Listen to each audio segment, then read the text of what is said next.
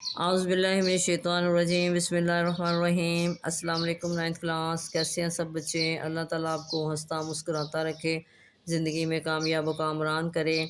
جی بچوں، آج ہم اسلامک لازمی میں ٹاپک پڑھیں گے سود کی حرمت۔ پہلے ہم اس کی ایکسرسائز کر لیتے ہیں۔ درست جواب کا انتخاب کریں۔ سود کو عربی میں کہتے ہیں کذب، بہتان، ربوا، سوم۔ اب اس میں صحیح آنسر کیا آیا؟ ربوا۔ اللہ تعالیٰ صدقات کو بڑھاتا ہے اور مٹاتا ہے، سود کو، تجارت کو، نفع کو، سونے چاندی کو۔ اب اس میں صحیح آنسر کیا ہے؟ سود کو۔ سود کا رواج عام ہونے سے لوگ چھوڑ دیتے ہیں، سیاست، محنت، دوستی، سفر۔ اب اس میں صحیح آنسر کیا ہے؟ محنت۔ کسی انسان کی ضرورت پوری کرنے کے لیے بغیر نفع کے جو قرض دیا جاتا ہے اسے کہتے ہیں فطرانہ، صدقہ، زکوٰۃ، قرض حسنہ۔ اب اس میں صحیح آنسر کیا آیا؟ قرض حسنہ۔ حدیث مبارکہ کے مطابق قرض حسنہ دینے والے کو اجر ملتا ہے 9 گنا، 10 گنا، 11 گنا، 18 گنا۔ اب اس میں صحیح آنسر کیا ہے ہمارا؟ 18 گنا۔ آگے ہے جی، مختصر جواب دیں، قرآن و سنت کی روشنی میں سود کی حرمت کے احکام بیان کریں۔ جی پہلا ہم شارٹ ہمارا یہاں سے شروع ہوگا جی۔ قرآن مجید میں سود سے منع کیا گیا ہے، ارشاد باری تعالیٰ ہے اے ایمان والو کئی گناہ بڑھا چڑھا کر سود نہ کھاؤ اور اللہ کی نافرمانی سے ڈرو تاکہ تم فلاح پاؤ۔ اللہ تعالیٰ نے خرید و فروخت کو حلال اور جائز جبکہ سود کو حرام قرار دیا ہے۔ ارشاد باری تعالیٰ ہے اللہ نے تجارت کو حلال فرمایا اور سود کو حرام کیا ہے۔ یہ آپ نے فرسٹ شارٹ پہلے یہاں سے لکھنا ہے، پھر یہاں سے لکھنا ہے جی نبی کریم خاتم النبیین صلی اللہ علیہ وسلم نے فرمایا جس شب مجھے معراج میں سیر کرائی گئی میں ایک جماعت کے پاس سے گزرا جس کے پیٹ مکانوں کی طرح بڑے تھے، ان میں بہت سے سانپ پیٹوں کے باہر سے دکھائی دے رہے تھے۔ میں نے کہا جبرائیل یہ کون لوگ ہیں؟ کہنے لگے یہ سود کھانے والے ہیں۔ یہ ہمارے فرسٹ شارٹ کا آنسر۔ آگے ہے جی سود کے دنیاوی و اخروی نقصانات اپنے الفاظ میں بیان کریں۔ جی 2 شارٹ کا آنسر یہاں سے لکھیں گے۔ سود اسلام میں قطعی طور پر حرام ہے کیونکہ یہ ایک ایسی لعنت ہے جس سے مفت خوری، لالچ، خود غرضی، سنگ دلی اور مفاد پرستی جیسی اخلاقی برائیاں جنم لیتی ہیں۔ سود معاشی اور اقتصادی تباہ کاریوں کا ذریعہ بھی ہیں۔ یہاں تک پہلے لکھیں گے، پھر باقی کا یہاں سے شروع کریں گے۔ قرآن مجید میں سود کو اللہ تعالیٰ اور اس کے رسول خاتم النبیین صلی اللہ علیہ وسلم کے ساتھ جنگ کے مترادف قرار دیا گیا ہے۔ سود کی وجہ سے اگرچہ بظاہر مال میں اضافہ ہوتا ہے لیکن در حقیقت وہ مال میں نقصان، بے برکتی اور ناگہانی آفات کا باعث ہوتا ہے۔ اللہ تعالیٰ سود کو مٹاتا ہے اور صدقات کو بڑھاتا ہے۔ سود کا نہ صرف دنیا میں نقصان ہے بلکہ آخرت میں بھی سود کھانے والا ذلیل و رسوا ہوگا۔ یہ ہمارے 2 کا آنسر۔ آگے جی تیسرا، سود کے کوئی سے 4 معاشرتی نقصانات تحریر کریں۔ جی بچوں یہاں سے شروع کریں گے۔ سود کا رواج عام ہونے سے لوگ محنت کرنا چھوڑ دیتے ہیں، وہ اپنا روپیہ پیسہ سودی لین دین میں لگا دیتے ہیں جس کی وجہ سے صنعتوں اور کارخانوں میں سرمایہ کاری کم ہو جاتی ہے۔ اس طرح نہ صرف بے روزگاری بڑھتی ہے بلکہ ملک کی ترقی کا پہیہ بھی جام ہو جاتا ہے۔ جب مقروض شخص پر سود کی وجہ سے قرض کا بوجھ بڑھتا چلا جاتا ہے تو وہ سود اتارنے کے لیے یا تو جرائم کا ارتکاب کرتا ہے یا خودکشی کر لیتا ہے۔ سودی معاملات کی وجہ سے آئے روز لڑائی جھگڑے اور قتل و غارت کا بازار بھی گرم رہتا ہے۔ یہ ہمارے 3rd شارٹ کا آنسر۔ آگے جی آپ کا سودی لین دین کی ممانعت کی حکمت واضح کریں۔ جی 4 کا آنسر یہاں سے لکھیں گے۔ سود کی حرمت کی وجہ یہ ہے کہ اس سے پورا معاشرہ ترقی نہیں کرتا بلکہ دولت چند ہاتھوں میں سمٹنے لگتی ہے۔ مالدار کے مال میں تو اضافہ ہوتا ہے لیکن غریب کی غربت اور پسماندگی بڑھتی چلی جاتی ہے۔ یہ تھے ہمارے شارٹ کوشچن۔ اب آگے جی تفصیلی جواب دیں، اسلامی تعلیمات کی روشنی میں سود کی حرمت پر مضمون تحریر کریں۔ جی بچوں لانگ کو ہم نے پہلے لکھنا ہے جی اس کی ہیڈنگ کے ساتھ، سود کا معنی اور مفہوم ہیڈنگ ہے ہماری پہلی۔ پھر ہے جی سود کو عربی زبان میں ربوا کہتے ہیں۔ سود کا معنی ہے قرض دے کر اس پر مشروط اضافہ یا نفع لینا، جیسے 1000 روپے کسی کو قرض دینا اور دیتے وقت یہ شرط لگانا کہ 1000 کی بجائے 1500 روپے دینے ہوں گے، یہ اضافی 500 کا شمار سود میں ہوگا۔ اگلی ہیڈنگ ہماری ہے جی سود کی شکلیں۔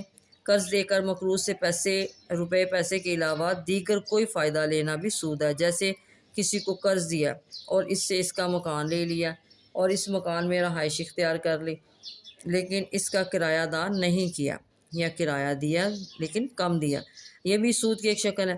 کسی سے غلہ وغیرہ ادھار لے لیا، لیکن جب واپس کیا تو جتنا لیا تھا اس سے زیادہ واپس کیا، یہ بھی سود ہے۔ جیسے کسی سے 5 کلو گندم لی، لیکن جب واپس کی تو 6 یا 7 کلو واپس کی، یہ بھی سود کی ایک شکل ہے۔ اگلی ہیڈنگ آپ کی ہے جی سود کی حرمت۔ سود اسلام میں قطعی طور پر حرام ہے، کیونکہ یہ ایک ایسی لعنت ہے جس سے مفت خوری، لالچ، خود غرضی، سنگ دلی اور مفاد پرستی جیسی اخلاقی برائیاں جنم لیتی ہیں۔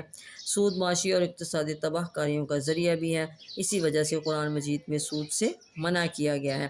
ارشاد باری تعالیٰ ہے، اے ایمان والو، کئی گناہ بڑھا چڑھا کر سود نہ کھاؤ اور اللہ کی نافرمانی سے ڈرو تاکہ تم فلاح پاؤ۔ اللہ تعالیٰ نے خرید و فروخت کو حلال اور جائز جبکہ سود کو حرام قرار دیا ہے۔ اللہ نے تجارت کو حلال فرمایا اور سود کو حرام کیا ہے۔ اگلی ہیڈنگ آپ کی ہے جی اللہ تعالیٰ اور اس کے رسول خاتم النبیین صلی اللہ علیہ وسلم سے جنگ۔ قرآن مجید میں سود کو اللہ تعالیٰ اور اس کے رسول خاتم النبیین صلی اللہ علیہ وسلم کے ساتھ جنگ کے مترادف قرار دیا گیا ہے۔ سود کی وجہ سے اگرچہ بظاہر مال میں اضافہ ہوتا ہے، لیکن در حقیقت وہ مال میں نقصان، بے برکتی، ناگہانی آفات کا باعث ہوتا ہے۔ اللہ تعالیٰ سود کو مٹاتا ہے، صدقات کو بڑھاتا ہے۔ سود کا نہ صرف دنیا میں نقصان ہے بلکہ آخرت میں بھی سود کھانے والا ذلیل و رسوا ہوگا۔ جی اگلی ہیڈنگ ہے جی دیگر مذاہب میں سود کی حرمت۔ یہودیت و مسیحیت سمیت ہر مذہب میں سود ہمیشہ سے ناجائز رہا ہے، حتیٰ کہ مشرکین مکہ بھی اس کو حرام سمجھتے تھے۔ سودی معیشت کبھی ترقی نہیں کر سکتی۔ نبی کریم خاتم النبیین صلی اللہ علیہ وسلم نے سود کے کم ترین گناہ کو محارم سے بدکاری کے مترادف قرار دیا ہے۔ یہاں پہ اب ہیڈنگ دیں گے ربا الفضل۔ آپ خاتم النبیین صلی اللہ علیہ وسلم نے سود کھانے، کھلانے، اس پر گواہ بننے اور اس کو لکھنے والے پر لعنت فرمائی ہے۔ روزمرہ استعمال کی اشیاء میں آسان لین دین کو فروغ دینے کے لیے نبی کریم خاتم النبیین صلی اللہ علیہ وسلم نے 6 چیزوں سونا، چاندی، گندم، جو، کھجور اور نمک وغیرہ کے سودے میں ادھار اور اضافے کو ممنوع قرار دیا ہے۔ اس کو رب الفضل کہتے ہیں۔ اگلی ہیڈنگ آپ کے جی شب معراج میں سود خوروں کا مشاہدہ۔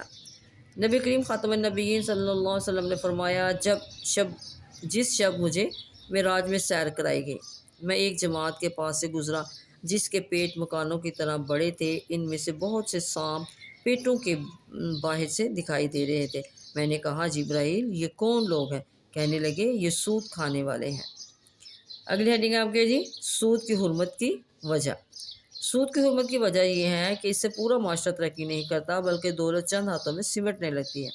مالدار کے مال میں تو اضافہ ہوتا ہے لیکن غریب کی غربت اور پسماندگی بڑھتی چلی جاتی ہے۔ اگلی ہیڈنگ آپ کے جی سود کے نقصانات۔ سود کا رواج عام ہونے سے لوگ محنت کرنا چھوڑ دیتے ہیں، وہ اپنا روپیہ پیسہ سودی لین دین میں لگا دیتے ہیں، جس کی وجہ سے صنعتوں اور کارخانوں میں سرمایہ کاری کم ہو جاتی ہے۔ اس طرح نہ صرف بے روزگاری بڑھتی ہے بلکہ ملک کی ترقی کا پہیہ بھی جام ہو جاتا ہے۔ جب مقروض شخص پاس سود کی وجہ سے قرض کا بوجھ بڑھتا چلا جاتا ہے تو وہ سود اتارنے کے لیے یا تو جرائم کا ارتکاب کرتا ہے یا خودکشی کر لیتا ہے۔ سودی معاملات کی وجہ سے آئے روز لڑائی جھگڑے اور قتل و غارت کا بازار بھی گرم رہتا ہے۔ جی اگلی ہیڈنگ آپ کی ہے جی حلال ذرائع سے نفع کمانے کی اجازت۔ اچھا جی اللہ تعالیٰ نے سود کو حرام قرار دیا ہے، لیکن ہمیں تجارت، ملازمت، زراعت، صنعت اور دوسرے حلال ذرائع سے نفع کمانے کی اجازت بھی دی ہے۔ اگر کوئی شخص اپنا مال کسی حلال کاروبار میں لگا کر نفع کمانا چاہے تو اسے بھی منع نہیں کیا گیا۔ حلال چیزوں کی خرید و فروخت کی اجازت ہے اور ان میں قانون کے مطابق نفع و نقصان کی بنیاد پر کاروبار کی اجازت ہے۔ تجارت کی بہت فضیلت بیان ہوئی ہے۔ سچے اور امانت دار تاجر کو قیامت کے دن اعلیٰ درجات کی بشارت سنائی گئی ہے۔ اگلی ہیڈنگ ہے جی قرض حسنہ۔ کسی انسان کو اس کی ضرورت اور مجبوری کے حالت میں قرض دینا بہت فضیلت کی بات ہے۔ اللہ تعالیٰ کی رضا کے لیے کسی انسان کی ضرورت پوری کرنے کے لیے بغیر نفع کے جو قرض دیا جاتا ہے اسے قرض حسنہ کہتے ہیں۔ صدقے کی طرح قرض حسنہ بھی ایک نیکی ہے۔ صدقے میں دیے ہوئے پیسے واپس نہیں لیے جاتے، جبکہ قرض حسنہ میں وہ پیسے واپس لیے جاتے ہیں۔ نبی کریم خاتم النبیین صلی اللہ علیہ وسلم نے فرمایا کہ معراج کی رات میں نے جنت کے دروازے پر لکھا ہوا دیکھا کہ صدقہ دینے والے کو 10 گنا اور قرض دینے والے کو قرض کا 18 گنا اجر ملتا ہے۔ یہاں پہ ہیڈنگ دیں گے جی، حضرت عمر فاروق رضی اللہ تعالیٰ عنہ کا معمول۔ حضرت عمر فاروق رضی اللہ تعالیٰ عنہ کا معمول تھا کہ وہ کسی کو قرض دیتے، جب وہ واپس کرنے آتا تو اسے قرض معاف فرما دیتے۔ کسی نے اس کی وجہ پوچھی تو فرمایا کہ پہلے میں قرض کا ثواب حاصل کرتا ہوں اور پھر صدقے کا ثواب بھی پا لیتا ہوں۔ جی بچو، آخری ہماری ہیڈنگ ہے جی لقمہ حلال۔ ہمیں چاہیے کہ اپنی زندگی میں ہمیشہ حلال مال کمائیں۔ ہمارے پیٹ میں اترنے والا لقمہ بھی حلال کا ہونا چاہیے، اور ہمارے جسم پر لباس بھی صرف اور صرف حلال مال کا ہونا چاہیے۔ مال حلال میں اللہ تعالیٰ نے برکت بھی رکھی ہے اور سکون بھی۔ حرام طریقے سے کمایا ہوا مال نہ صرف دنیا میں بے سکونی، پریشانی اور بے برکتی کا ذریعہ بنتا ہے، بلکہ آخرت میں بھی اس کا سخت حساب ہوگا۔ جی بچوں، یہ تھا ہمارا آج کا ٹاپک، سود کی حرمت۔ آج ہم نے اس کی ایکسرسائز کی۔ امید ہے آپ اس کو اچھی طرح سنیں گے اور اس کو سمجھیں گے اور یاد کریں گے۔ دعاؤں میں یاد رکھیے گا۔ اوکے، اللہ حافظ۔